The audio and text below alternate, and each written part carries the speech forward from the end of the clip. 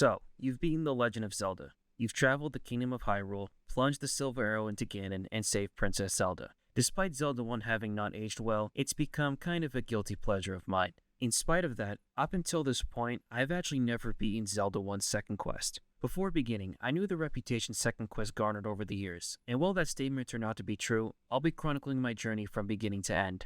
Now, there are two ways to begin second quest. The first method, and the most commonly known, is to complete a normal playthrough. The second method, and the one I used, was in the file select.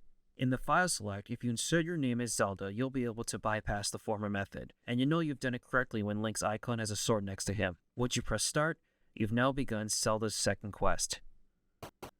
To set the stage, I believe the first place to begin is to ask, what's changed? Well, when you begin second quest, the gathering to start is the exact same. You still enter the cave, receive the wooden sword from the old man, and make your way to the first dungeon still located in the exact spot at Lake Hylia. However, the first major change made in second quest is that all of the dungeons are located in entirely new locations. You see, whenever I begin a new playthrough of first quest, what I like to do after leaving the cave is to get the silver sword and blue ring before the first dungeon. However, this time in second quest, that strategy is completely thrown out the window. That being said, it doesn't mean you'll be going in with your pants down. Thankfully, one of my favorite tricks of Zelda 1 still carries over, that being the bomb trick.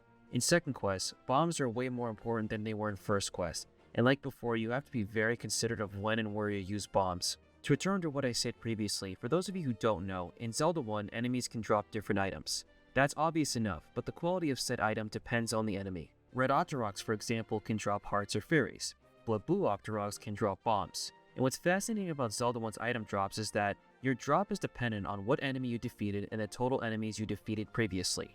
After leaving the cave, I went north and west to the screen where the old woman is located. The reason why is because the trick I mentioned is to defeat the first Blue Octorok, then head to the previous screen, defeat the 4 Red Octoroks, then go west again where 2 Blue Octoroks appear, defeat them, that way you'll have a chance to max out on bombs. If you get unlucky, another option is to head to the Lost Woods, as blue moblins also have a chance to drop bombs. Unfortunately, since I couldn't do much else, I headed to Lake Hylia, crossed the bridge, and entered level 1. Now, unlike the overworld, which had a couple of noticeable changes, out of everything in second quest, dungeons have seen the biggest overhaul in terms of their design and difficulty. The dungeons no longer symbolize animals, instead for the first half of the game, they spell out the name Zelda. And in level 1's case, its design is shaped like the letter E. And while that might sound easy when you hear it, it's actually quite the opposite. Level 1 from the start already likes to play tricks on you. When you enter the dungeon, if you go east into the next room, you can actually get the boomerang off the bat, which is pretty good because the boomerang stun effect makes it very useful in dealing with enemies. Since level 1 is designed like the letter E, you'd think the dungeon would be a very linear path to the Triforce. And while technically speaking, you can beeline it to the boss, as you'll see in a bit, you still want to take the time and explore the entire dungeon. When I headed north, I defeated the 3 Goryas to get my first key. Keys function exactly as it did previously, however in second quest they are more important than ever because there are less of them to go around. That's why I stated earlier to thoroughly explore the entire dungeon, because never in your right mind do you buy a key from a shop. A good thing about going north in level 1 is that in the room with the blue Goryas you can get a bomb drop if you didn't use the trick previously. In the next room I made sure not to go north because in the next room is a mini-boss. Instead, I used the key from earlier to head east where I found another mini-boss, a Dodongo. Another change made with second quest is that you'll encounter way more mini-bosses than previously. And a compliment I'll give Zelda 1, even if you leave a dungeon, defeating mini-bosses don't respawn. Now, there are 2 ways to defeat Dodongos in Zelda 1. The first and worst method is to stick 2 bombs in their mouth. The other and better method is to place a bomb next to it, that way it'll be stunned and you can finish it off with your sword. It can't be stated enough, but bombs are very important in second quest, and you should always conserve them as much as possible. While the second method is more tricky, getting it right will result in a guaranteed bomb drop. After defeating the mini-boss, I headed south where the map was, revealing the Triforce Piece location. Another thing second quest demonstrates is that secrets are more covertly hidden than first quest. Thanks to the map, you'll notice there's a hidden room, and lo and behold, you can bomb the wall to reveal the correct path. This is what I meant when I said you could beeline straight to the boss. By defeating the enemies in this room, I was able to push the block to take the stairs to the second to last room before the boss. It's another room where you have to defeat all the enemies to reveal the key. Except, it's not the bubbles, it's the wall masters. In situations like this, obviously avoid getting hit by the bubbles because your sword will be disabled. Instead, you hug the wall to bait the wall masters, use the boomerang to stun them, and finish them with your sword, revealing the key. This is why the boomerang is easily my favorite Zelda item, because its ability to temporarily stun enemies neuters any threat they might pose. In the next room, there will be numerous blue Gorias and statues throwing projectiles at you, and because I don't have the magic shield, Link is unable to properly shield himself. Instead, I blew up the northern wall and battled Aquamentus. Aquamentus is an easy boss. He'll telegraph his attacks when he opens his mouth, and I was down to half a heart, so I made sure to be careful. It sucks that I'm negated to my base equipment because with the wooden sword, he's defeated in 6 swings. Once Aquamentus is defeated, he drops the first heart container in the next room, the first Triforce piece. Unfortunately, with level 1 complete, pretty much every similarity to first quest ends entirely. Since level 2 is no longer in the same place, I'll now have to uncover its new location within Hyrule. However, I decided that before heading to level 2, now is the time to do some errands I previously wasn't able to. Besides the dungeons now being in different locations, that same statement also applies to heart containers and secret rupees. At the very least, at this point I can get a ton of items that'll help give me a good power boost. After leaving Lake Hylia, the destination I have in mind is the Lost Woods, the path to Western Hyrule. Now, that might sound crazy given you're only meant to go there way later in the game, and considering I'm still pretty weak, this plan is a bit on the risky side. However, like I said a moment ago, there are items in Western Hyrule that I can get to make the next few dungeons a lot more manageable. For reference, there are 2 ways to get to Western Hyrule. You can use the stepladder to cross the river at the base of Death Mountain or take the Lost Woods. And spoiler, in second quest, you don't get the stepladder until level 6, so you can assume which path I'm taking. Thankfully, in the Lost Woods, the puzzle is the exact same, and to repeat the solution, when you reach the Western Woods, it's north, west, south, and west, and you'll know you've gotten it right when the chime plays. Once I entered Western Hyrule, you can start to see why this plan was very dangerous. When you exit the forest, the first enemy you see are Lynels, and Lynels, especially their sword beams, can do a whopping 3 hearts of damage without the blue ring. To at least give a positive spin on my current situation, I can easily ignore the Lynels altogether, and something I recommend you do if you decide to visit Western Hyrule this early on. To explain why I'm in Western Hyrule, when I enter the graveyard on the top left screen, by pushing the second grave in the second column, it'll reveal a hidden heart container. Also to say now, the graveyard is going to be a very important place throughout this playthrough. Though in truth, I didn't go this far to get a single heart container. But on the bright side, Link is now worthy to wield the Silver Sword. However, my business here isn't concluded yet. Exactly like in first quest, accumulating rupees early on to buy items that'll help find more rupees is still prevalent. Nearby level 6's previous location is a stash of 30 rupees. You see, another reason why I waited until after level 1 is that if you do end up fighting the Lynels, the boomerang is very effective at stunning and leaving them open to attacks. The next item on my list is the Power Bracelet, which thankfully is located in the same location, and it'll come in useful during my escape of Western Hyrule. The last items are the hidden rupee stash by the staircase northwest where their Power Bracelet was, and the most important item, the letter for the old woman. This item is especially why I came here early, and I was thankfully well equipped to handle the Lynels, and the bombs were very useful at this narrow path. With that being said, now that I've gotten everything I wanted, I went to the screen with the 4 boulders and used the Power Bracelet to push one of the rocks, revealing the entrance to the Warp Zone. The Warp Zones in Zelda I are located in predetermined spots, and when you enter them, you can choose one of the 3 staircases to fast travel across Hyrule. In the case of Western Hyrule, by taking the 3rd staircase, it pops me to the other side of the map right by the Lost Hills. It should be said, don't go into the Lost Hills because if you do, you won't be able to return from where you came from. Instead, I went up the stairs and entered the shop atop the cliff. Now, if you've been paying attention to my rupee count, I've now accumulated 139 rupees, and in the shop I've entered, I can now use my new funds to buy the candle. My goal now at this point is to be able to use the candle to burn the hidden bushes across Hyrule. Yeah, for the time being, I'm going to be searching for hidden rupees because before I begin level 2, I want to make sure I'm well prepared for what comes afterward. What's good about going to Western Hyrule earlier is that now that I have 5 heart containers, I can get the Silver Sword, and it's thankfully once again located in the cave above the waterfall. So now with my rupee count maxed out, at this point I can now afford the blue ring. And as for where it's located, the shop has moved to the hidden cliff in the northeast corner. Once I get there, I scaled the cliff like before, entered the shop, and bought the elusive blue ring. To be honest, at this point, this playthrough is going very well so far, and despite not getting all my equipment immediately, it didn't matter in the end because I still got everything I wanted early on. At this point, I could grind for more rupees, but I think now is the time to head to level 2. What's most funny about getting the blue ring right before level 2 is that level 2 is located at the shop where the blue ring was sold in first quest. It is a little strange, however the area where level 2 was will soon become important. Before beginning, be careful of the Armo statues that come alive when you touch it. Level 2, from the start, doesn't mess around.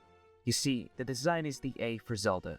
And for the most part, level 2 is in all honesty a very linear dungeon. Again, like with the previous dungeon, if you want to go straight to the boss, in the third room go all the way to the east, bomb the wall in the room with the dark nuts, then go all the way south until the staircase where you'll emerge in the room before the boss. Yes, you heard me right, dark nuts make their first appearance in second quest in this dungeon. From this, you could understand why it was a good idea to get the silver sword and the blue ring. There are also a couple of new enemies level 2 introduced. The Gyptos and Pole's voice make their first appearance. It also should be said that in rooms with a gang of enemies, Zelda I has this mechanic where if you defeat the leader of the group, the others vanish. On paper, that's a great system. However, due to the limitations at the time, there's no reliable way to determine which is the leader. You just have to get lucky, and on top of that, it only applies to specific enemies. Now, unfortunately, a big problem with Zelda I's dungeon design is that if you're not thorough enough and neglect exploring the dungeons, you can miss out on the dungeon's key item. In level 2 especially, the key item this time is the flute, and you definitely want to go out of your way to obtain it. A lot of level 2's room design will have enemies you need to defeat to reveal a hidden key or unlock a door. To return to the flute, I had to venture all the way to the top. From here, I could have gone either north or south. Going north leads to the room with the map. Therefore, my immediate next move is to go south into the next room.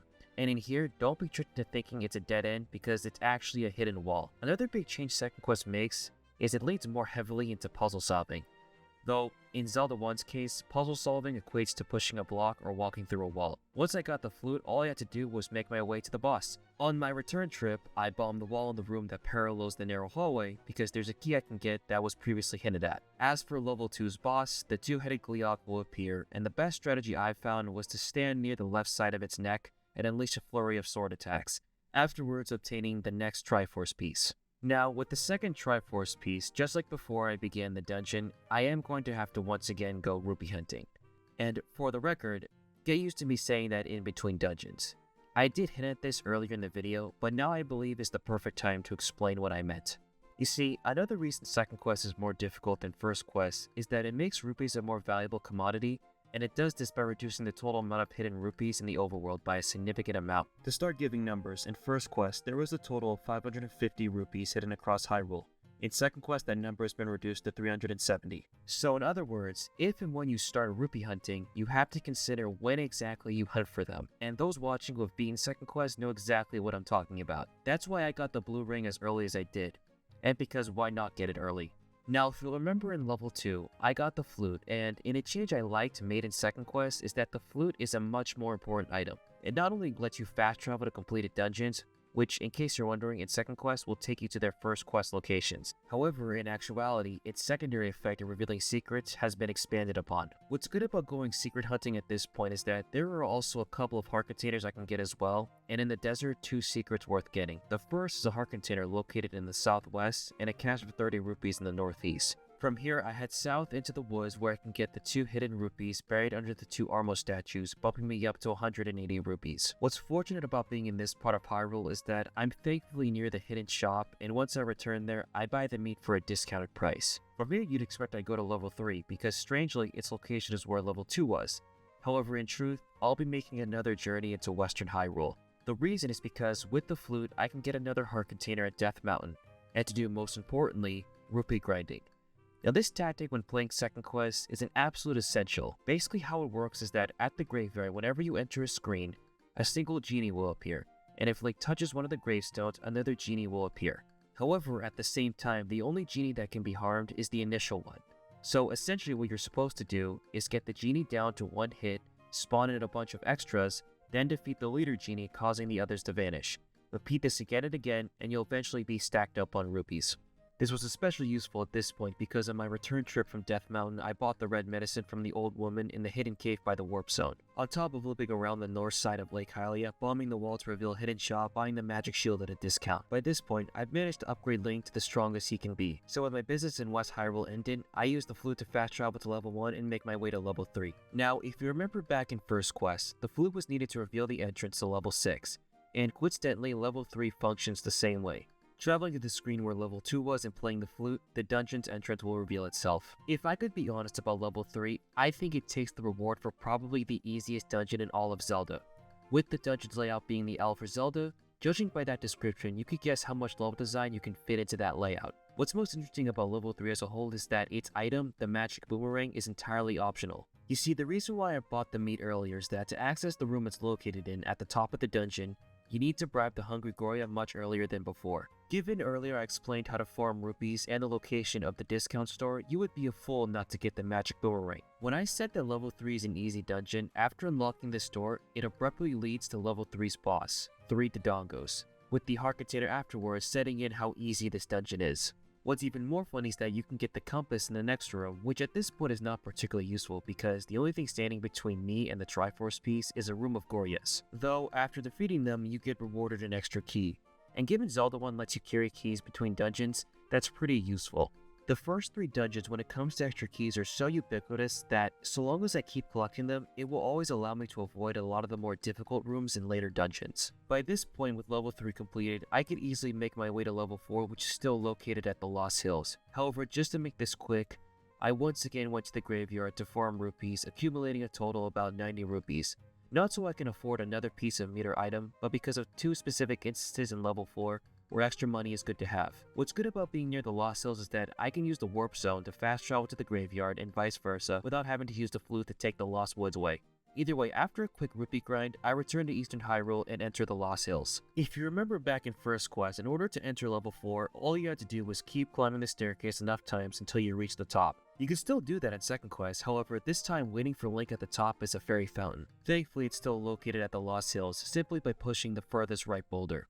While that might sound great if you're in the area looking for a quick heal, you'll very soon come to understand why it was placed here to begin with. Much like in first quest, level 4 is where the dungeons take a massive difficulty spike. I think the best way to begin is to go over the dungeon's layout. This time the dungeon's layout is based on the D in Zelda. Without the use of an external map, you can quickly become confused as to where you need to go. Not only that, but the enemies in level 4 also reflect the change in difficulty. If you go the wrong way, you'll oftentimes be in a one-way room with a gang of blue Darknuts.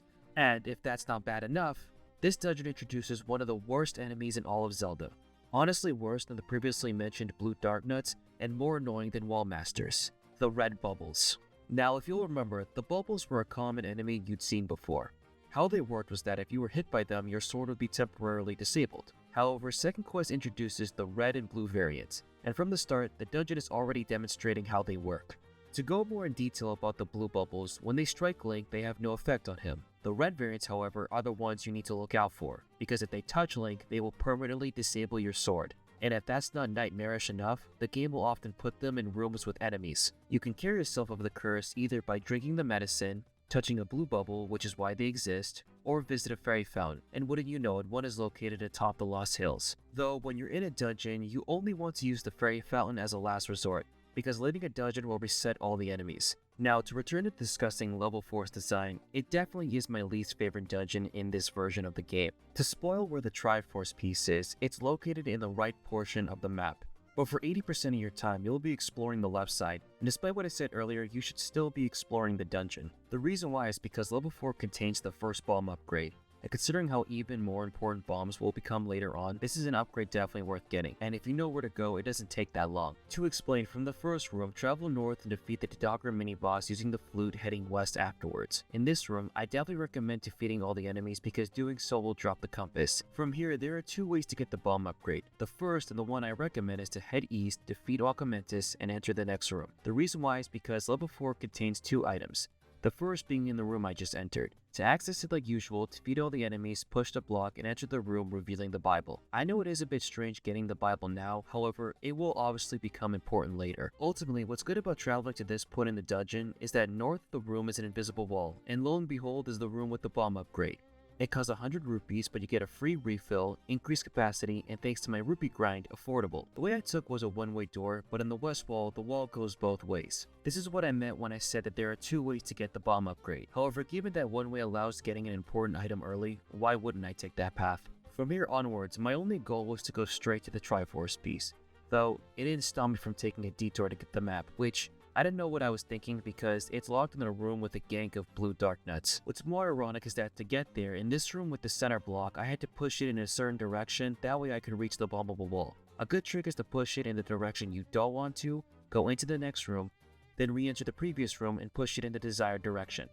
If you're coming from the map room, all you have to do is push the block to head north, whereas if you decide to ignore the map, keep pressing north until you reach the first old man. Now here in this room is another instance why I needed to grind for rupees, because in this room is an old man who, when I enter, forces me to pay a toll. Worst of all is, this part is mandatory. On a first playthrough, this section will completely blindside you, forcing you to cough up 50 rupees or a heart container. Suffice to say, given there's a limited amount of heart containers versus potentially unlimited rupees thanks to the rupee trick, you should always pick the 50 rupees. It's similar to how anyone with common sense always picks the heart container over the medicine of life. Plus, I need those heart containers to get the magic sword later, which I will be getting very soon. However, if you don't have enough rupees to pay the toll, the bombable ball does give you a way out in case you want to grind rupees in return. I fortunately am not broke, therefore I can pay the toll to reach the final stretch of the dungeon. In this room with the blue bubbles, it might look strange as to why they're placed here. The reason is because the room before the boss, in a last-ditch method to prank me, has 3 red bubbles. Though strangely, the sword isn't necessary for the boss because it's literally the dogger again. However, whatever you do, don't get caught in the euphoria of your victory, because in one of the dirtiest moves in all of Zelda, in the Triforce room, there's an invisible wall to the north leading to none other than the raft. I know I said earlier you can ignore the map, but this part is probably a good enough reason to go out of your way to get it. Now given that I've just gone the raft, you can probably assume where and what dungeon is next, and thankfully level 5 is still located on the dock at Lake Hylia. At the same time, with the raft in my possession, I could get the heart container off the coast. However, I ultimately decided that given the bow is the item of dungeon 5, I figured I'd once again do another round of rupee grinding. That way once I get the bow, I'd be ready to use it. Once I was ultimately ready, I traveled to Lake Hylia's dock and took the raft to level 5. The layout is a Z, making it the last of the Zelda-themed dungeons, and as a result, the dungeon is very small and very linear. Despite what I said about level 4 setting the trend of dungeons getting harder, level 5 is actually a very easy dungeon. Once I arrived, I entered the third room heading south to take the path to the bow. That might sound simple enough, however, level 5 firstly introduces the likes, which, if Link is ensnared by them, will take his shield. And given how important rupees are in second quest, is a scenario you don't want to be in. The best way to deal with likes is to stun them using the boomerang, because they need to make physical contact in order to harm Link. However, that doesn't compare to the worst enemies of Zelda I now making their appearance. The Wizrobes. Anyone who's played First Quest understands why Wizrobes have a negative reputation. They are a major reason why you don't want to lose your shield, because it is your only line of defense against their attacks. Worst of all is level 5 doesn't ease you into them, because second quest will thrust you into a room with both variants and bubbles on top. Orange Wizrobes, to be fair, are easy to take out.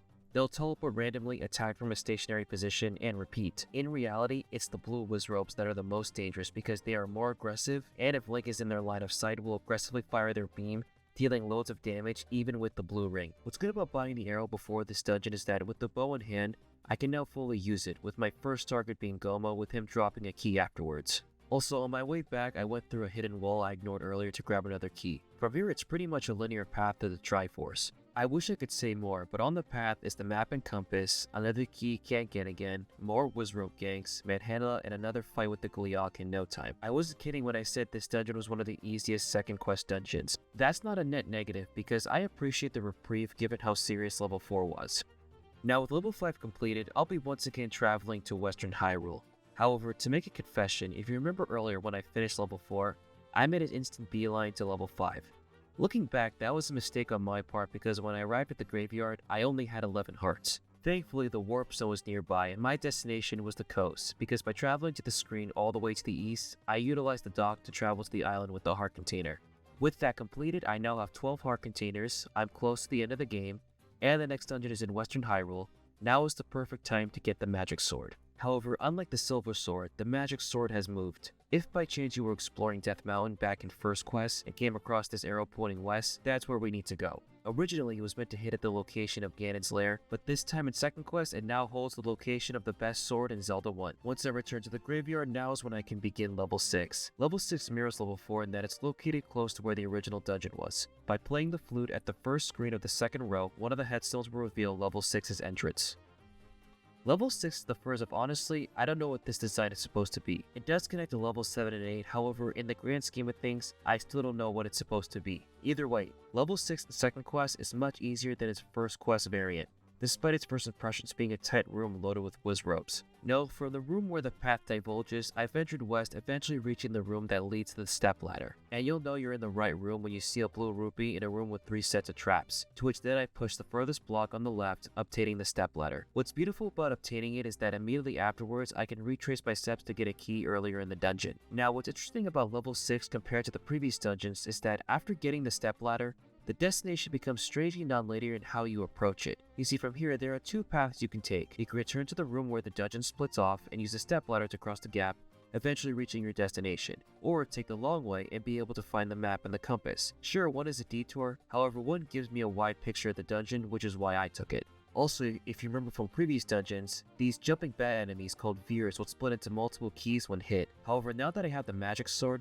they go down in one hit. It's also in this room where I need to go because surprise surprise, there's a hidden wall leading to our destination. From here, level 6 throws 2 mini bosses at you before the actual boss. The first is another fight with the 4-headed Gleeok, and the other being Manhandla. What's ironic is that before Manhandla, second quest places 5 red bubbles in your way. You'd think this was done to sabotage you for the upcoming boss, yet at the same time you don't even need the sword to defeat them. Also, in Manhandla's case, he can be entirely ignored.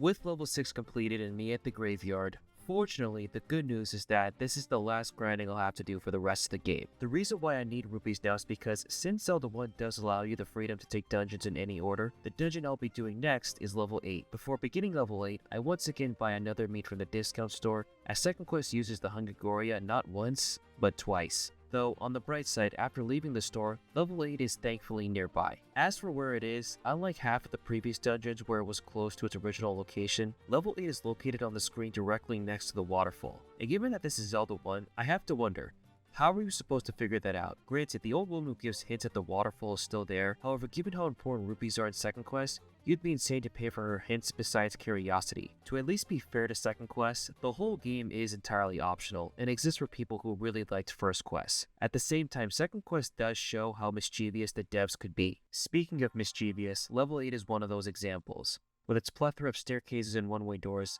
level 8 is very easy to get lost in, as I did for a good while. I'll admit that level 8 is harder than level 7 for the aforementioned reasons. However, the reason I decided to come here much earlier is because 2 of Zelda 1's best items are here in this dungeon, the magic wand and the magic key. Finally, after all this time, the Bible I got in level 4 is now useful. And what's great about the magic wand this time around is that it ignores the red bubble curse. So if you're ever in a pinch, the magic wand is a great item to fall back on. Meanwhile, the magic key is self-explanatory. It gives Link infinite keys. Unlike first quest, the magic key is mandatory because the words magic key and optional shouldn't be in the same sentence. Earlier I stated that level 8 likes to confuse you with its design, however that won't stop me from breaking down level 8 in the most digestible way possible. The dungeon goes like this. In the beginning there will be 4 rooms preceding the Goria. Besides the third room, each of them will have a hidden staircase. If you want to get the map, take the second staircase, bomb the wall to the south, and obtain your prize. Try as you might, but if you're like me and had 0 keys when you entered level 8, you will no matter what have to bribe the Goria, because past him are 2 necessary keys and the path to the magic key. Though the game does allow you to acquire the magic wand and key in a non-linear manner. For me, after getting the first key, I backtracked to the first room and took the staircase which landed me in a room of red Gorias. In this room is an invisible wall that leads to a room with 3 Dodongos. Using the key I obtained, I entered the next room, defeated the wall masters, and obtained the magic wand. I then returned to the beginning by backtracking to the Dodongo room, taking the one-way door on the right and entering the staircase, following the path from the Goria all the way to the end and landing in the room before the magic key. On your way to this room is a second key unlocking the item room. What's good about taking this way is that I can make a beeline to the boss heading south, pushing the block to enter the room on the left, walking through the invisible wall, and heading east from there. Before fighting the boss, I bomb the wall to the south, and through the gauntlet of enemies at the end is the last bomb upgrade. This bomb upgrade is useful not only for the increased capacity, it's because level 8's boss is another trio of the Dodongos, which in level 8 is one of 4 total trios. Level 8 is, in my opinion, one of the worst dungeons in second quest. The reason why I broke down level 8's design is because since all the dungeons in Zelda 1 look the exact same, it's very easy to become overwhelmed when exploring. Also, its 2 items are much better than what we'll see in level 7. To be blunt, there isn't much to do now besides head to level 7. The only thing of note that happened beforehand was me getting the heart container at the coast. What's ironic about doing level 7 now is that its location has moved close to where level 8 was. From the bush, head west and use the candle to burn this bush. The entrance will be revealed and circle around to enter the dungeon. Thanks to me completing level 8 out of order, any semblance of difficulty regarding level 7 has been thrown out the window. At the same time, level 7 still likes to play tricks on you. Level 7 very sneakily hides where the item is. In the room with the dark nuts and gibdos, the item is hidden right under your nose with the end leading to the red candle. It is a bit strange why the red candle is here because by this point in second quest, it's not all that important to me. Afterwards, it's the usual bit I've come to expect from Zelda 1's dungeon progression. I'd figured since this is the last normal dungeon, I'll mention this now. In Zelda 1, it's very hollow in that items don't have an overall impact on dungeon progression, with the only exception in the rule being the stepladder. Zelda 1 still follows the Zelda formula it establishes, but it does so in the most crudest way possible. To return to level 7 I have to say is obsessed with blue Dark Nut gang squads, and my guess it was done to complement the light gray color palette. Also, as a public service announcement, after taking the staircase at the end and defeating another gang squad, be very careful in this room with the block. After pushing it, go right and pay the toll. At this point in the game, rupees don't mean anything anymore, so hopefully you should have a lot of extra change like I do. What I was actually talking about was the other toll, northwest of the one that's mandatory to progress, as it's a trap that'll loop you back to the beginning of the dungeon. On top of that, and one of the most callous moves out of many second quests has done, is it puts 2 rooms of Dark Nut ganks.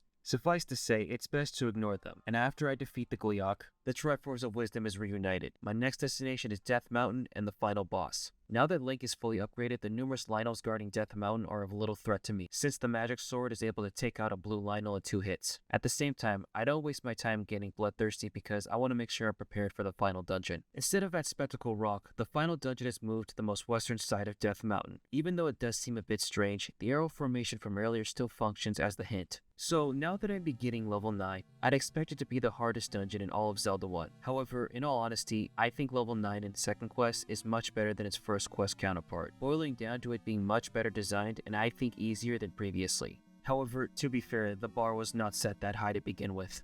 Either way, level 9 still does live up to its final dungeon mantle. Level 9's design has changed from a skull to this time resembling Ganon's head, and like previously, the red ring and silver arrows are still here. However, one of the best changes made to level 9 is that all the key areas you need to visit are located in the corners of the dungeon, and as a result, you can see why I prefer this version more. Though to play devil's advocate, I still had to fight the usual mini-boss and Wizrobe gang.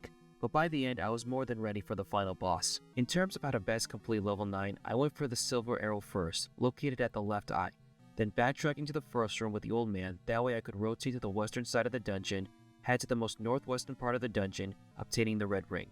By the way, a good trick when you're getting the red ring is, in this room with the block, push it upwards and use the bombs to blow up the western wall. Immediately afterwards, return to the previous room and with the block reset, push it to the right to head north. That trick essentially allows you to quickly head to your objective without having to take the long way. From the red ring room, I defeated the Patra, took the staircase heading east, and defeated another Patra guarding Ganon. With everything completed, I entered the room beginning the final boss. For Ganon's strategy, I'm sorry to say, he fights exactly as he did before. Ganon teleports around the room in a pattern, and what I have to do is figure out his pattern and strike him when he's close. Since I already knew Ganon's strategy combined that I had an extra reserve of potion, I wasn't scared by the threat of dying. After the third hit, I readied the silver arrow and upon dealing damage again, I unleashed the arrow, dealing the finishing blow to Ganon. The Triforce of Power would then appear on his corpse, and after obtaining it, I entered the final room, saving Zelda and completing second quest. At the beginning, I said that Zelda 1 is a guilty pleasure of mine. I still stand by that statement, however, that's more of a me thing, because in the case of second quest, it still has all the problems that riddle Zelda 1. I highly doubt I'll be going back to second quest anytime soon. If by chance I decide to replay Zelda 1, I think I'll stick to first quest. Second quest in the end exists for fans of first quest.